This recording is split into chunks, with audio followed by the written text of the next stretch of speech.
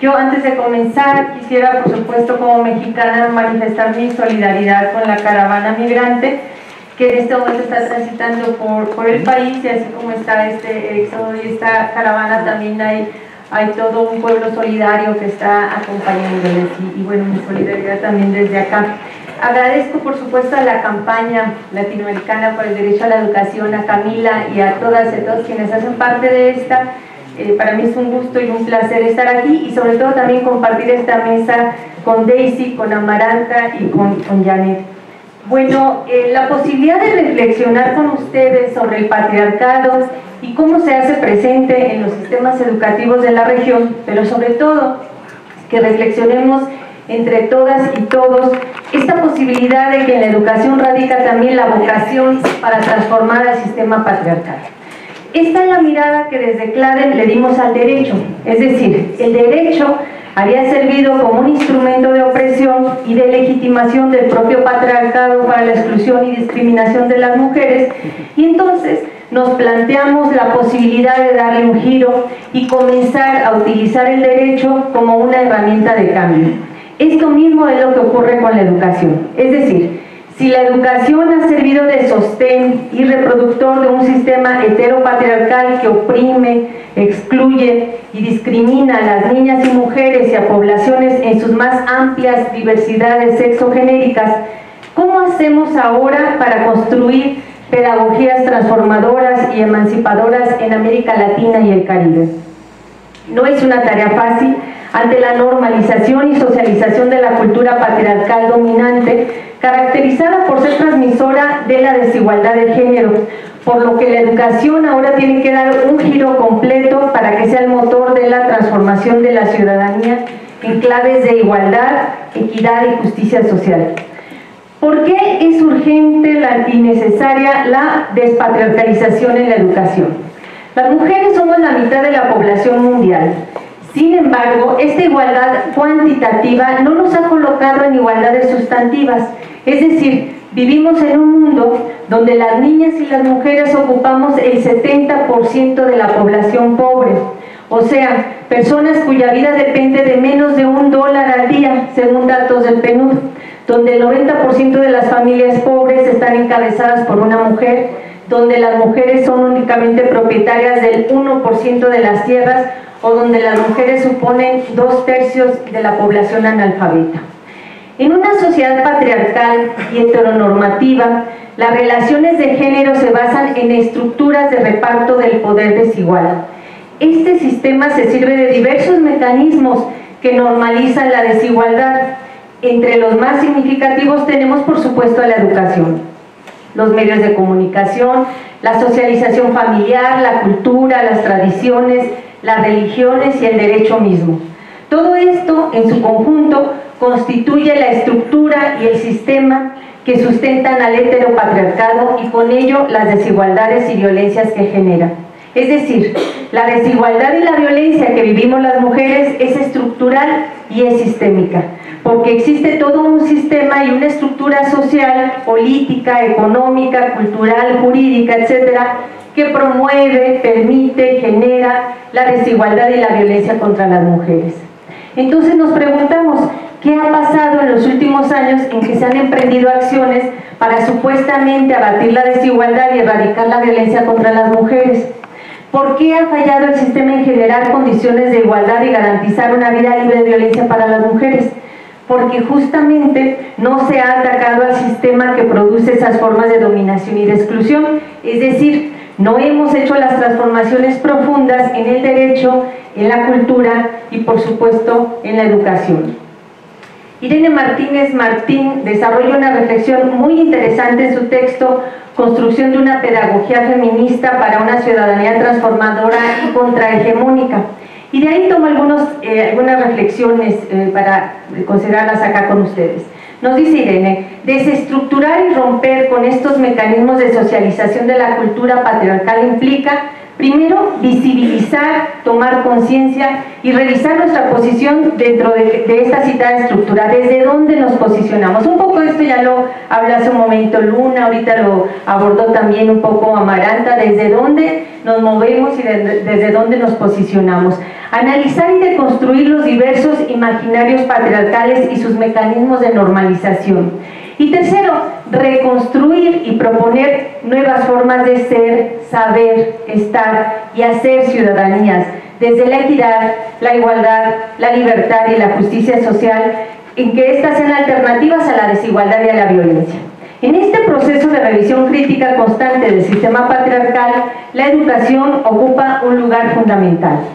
La educación, como la cultura o la socialización, no son elementos neutrales, ya que o bien pueden ser responsables de normalizar y reproducir sociedades desiguales, o bien pueden servir como herramientas de transformación para ciudadanías en igualdad.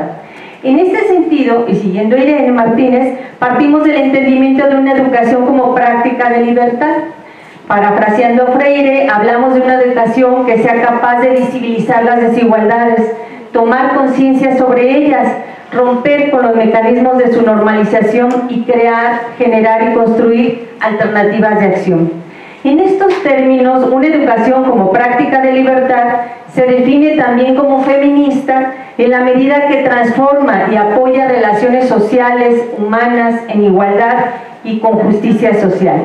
Y también porque cuestiona de fondo el sistema patriarcal.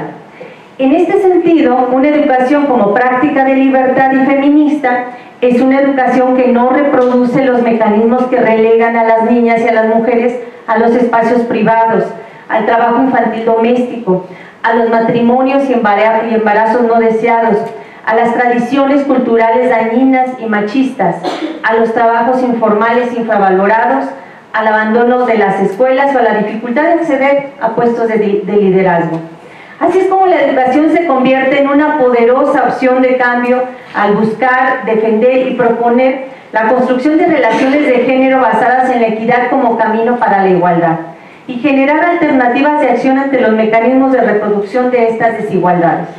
El texto de Irene Martínez también señala una nueva propuesta educativa que debe tener como objetivos principales los siguientes. 1. Defender la inclusión de un enfoque de género postcolonial y contrahegemónico en las acciones educativas para el desarrollo de ciudadanías críticas.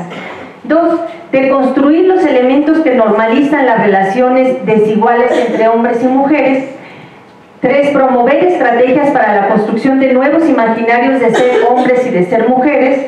4. Plantear el empoderamiento en clave feminista. Es decir, el empoderamiento es entendido como un recurso educativo de toma de conciencia crítica y generador de autonomía, el cual nos lleva a la búsqueda de una igualdad que solo será posible si las mujeres conquistan el ejercicio del poder en su sentido más amplio, poder crear, poder saber, poder dirigir.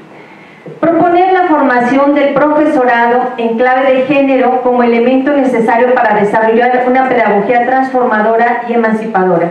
Y aquí es donde me quiero detener un poco, porque precisamente ante los pequeños avances que tuvimos en la región para incorporar en los procesos educativos la categoría de género como parte de una pedagogía emancipadora, la reacción de los grupos fundamentalistas ha sido de un ataque frontal de deslegitimación al nombrarla como ideología de género, y hasta han realizado marchas con el lema por una educación sin ideología de género, generando confusión desde la propia conceptualización del término.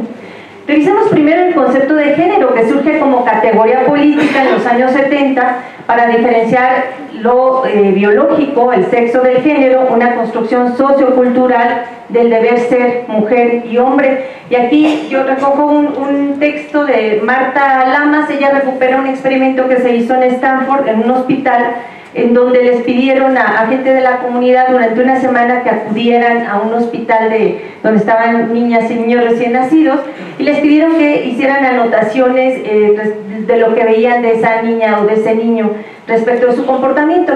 Así lo hicieron. Lo único que no les dijeron a estas personas es que las niñas tenían una cobija azul y los niños tenían una cobijita rosa.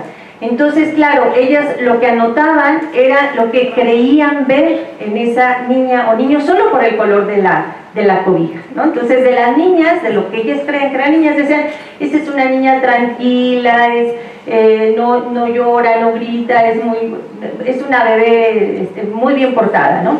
Y de los que crean que eran niños, o sea, no, ese es un niño muy potente, tiene unos pulmones fuertes, llora con esa fuerza y fuerza. Claro, eso creían escuchar y ver de esas niñas y niños a través solamente del color de la cobija. Entonces, pues es una construcción sociocultural, por supuesto, el género, y así es como les decimos a las niñas y a los niños cuál es el deber ser, desde que están bebés, ¿no? Por lo tanto, es importante entender la construcción sociocultural del género a partir de las relaciones de poder entre hombres y mujeres como origen de las grandes desigualdades. Marcela Lagarde señala que el género está presente en el mundo, en las sociedades, en los sujetos sociales, en sus relaciones, en la política y en la cultura. Cada mujer y cada hombre sintetizan y concretan en la experiencia de sus vidas el proceso sociocultural e histórico que los hace ser hombres y ser mujeres. La categoría de género aporta los elementos necesarios para analizar y comprender las diversas relaciones de poder entre mujeres y hombres en una determinada sociedad y cultura. Este concepto hace referencia a categorías, mandatos, roles, estereotipos vinculados con el entendimiento de la masculinidad y la feminidad en las sociedades. Estos mandatos constituyen los elementos clave para la normalización de la cultura de la desigualdad, donde lo masculino está asociado con poder y superioridad intelectual, física, de función social, etc., y lo femenino a sumisión y dependencia. Bueno, en México hay unas expresiones muy coloquiales y muy comunes del qué padre, ¿no? Como lo máximo, lo mejor, y me vale madre como aquello que no vale nada, que no sirve, no funciona, ¿no? Entonces, desde el mismo lenguaje estamos ahí colocando lo que es superior y lo que es inferior. El género como categoría social construida se relaciona con la cultura. En ese sentido, tanto Amorós como Francesca Gargallo analizan cómo las mujeres son reconocidas como mujeres en función de la cultura que rodea la construcción de las identidades. Gargallo sobre todo analiza la construcción de ser mujer en y desde Avia Yala, es decir, en esta América nuestra. Esta idea de cultura debe entenderse como culturas no estáticas ni homogéneas. Por ello, cabe reconocer que la construcción de las relaciones de género varía de una sociedad a otra y de unos tiempos a otros. No significa ser lo mismo ser mujer lesbiana en una ciudad que en el campo, en un lugar indígena, o ser mujer en la Ciudad de México que en el norte, que en el sur, etcétera.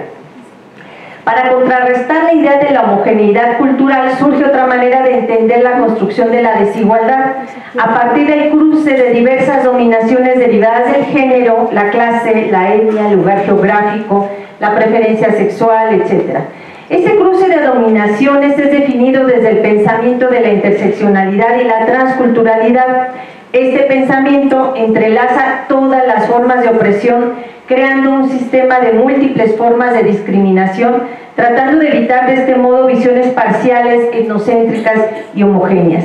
En conclusión, la construcción del género variará en función de la cultura, el país, la clase, la etnia y, en definitiva, del contexto en el que nos encontremos y en el cual llevemos a cabo las prácticas educativas y las acciones de desarrollo de la ciudadanía. Voy a recortar un poquito, pero la ponencia se las voy a dejar escrita para que las tengan. Concluyo, son de suma relevancia los contenidos relacionados a una educación sexual integral, la cual debe abordar cuestiones y promover reflexiones sobre los derechos sexuales y reproductivos, la salud sexual, la orientación sexual, la identidad de género, así como sobre la autonomía y la libertad, ayudando a romper con el control sobre la corporalidad de las niñas y mujeres en todos los ámbitos de la vida.